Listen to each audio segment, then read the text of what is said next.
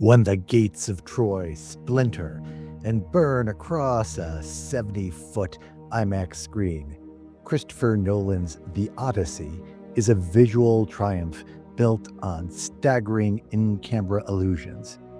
But once the ash settles on the spectacle, what are we meant to take away from this reinvention of the sword and sandal epic?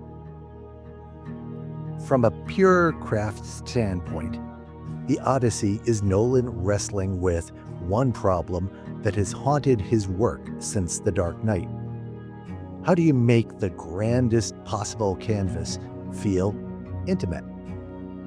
His solution was to shoot the entire film on IMAX, something no one had ever attempted for a full-length, dialogue-driven feature.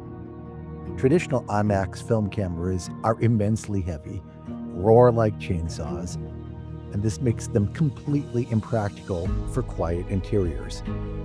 A specialized, quieter camera had to be engineered specifically for this production, and even then, Nolan was forced to encase it in a massive, soundproof housing. It was a cumbersome, awkward way to shoot, but the result is extraordinary.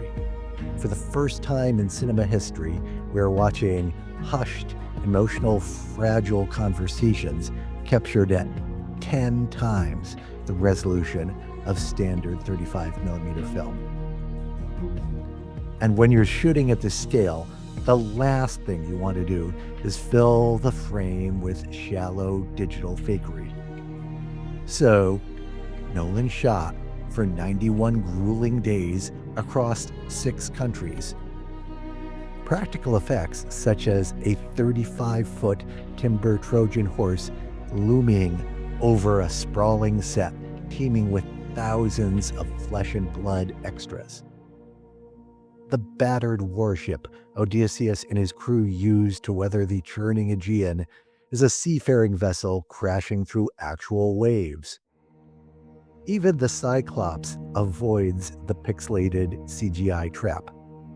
Brought to terrifying, tactile life by Bill Irwin with prosthetics, puppetry, and performance. You have simply never seen a world quite realized like this. Thematically, the film focuses on PTSD. I'm informed by my wife, who specializes in trauma and formerly worked for the VA, that the clinical realities of moral injury are rendered with surprising accuracy here. I only wish I could say the same for the dramatic context from which the trauma is supposed to spring.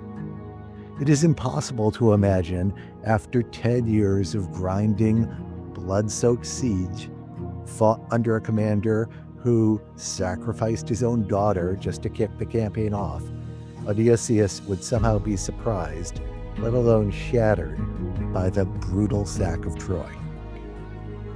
Nolan seems determined to use his protagonist as a mouthpiece for middlebow pieties about the horrors of war.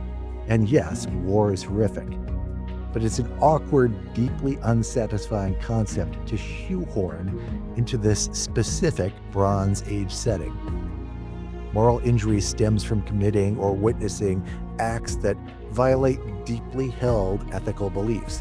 Yet, Zeus's law, the belief that Nolan chooses to elevate and treat as a transcendently important thing here, feels both completely alien to a modern audience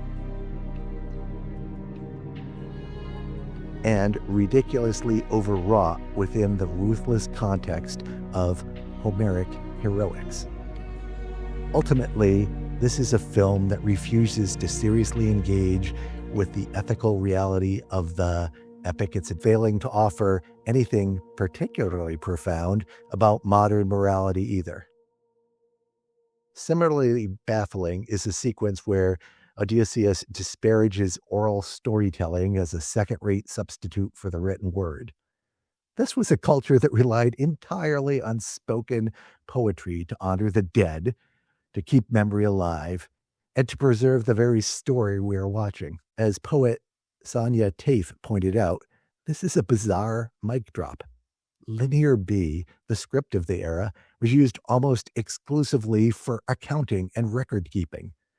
So Odysseus mourning the lack of writing is essentially him mourning the loss of spreadsheets.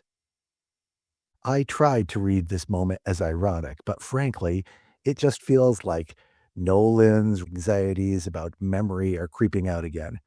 We've seen it in Memento and Inception, in the damning subjectivity of the testimony in Oppenheimer, and here it mirrors his real world crusade for analog celluloid over digital impermanence. That substitution reveals the pattern of the entire adaptation. Ancient ritual pollution becomes psychological guilt. Homeric honor becomes modern integrity. The transcendent willfulness of the gods becomes clinical trauma. An oral tradition is merely a lousy fallback for writing. If I've lingered on these narrative missteps, it's only because Nolan is capable of much sharper work. Still, the story gets the job done, and the performances are genuinely formidable. And you have simply never seen physical spectacle rendered on this scale. You should absolutely see the Odyssey, and you should seek out the biggest screen you can find to do it. Just make sure that you're buying the ticket for the sake of the spectacle rather than the storytelling.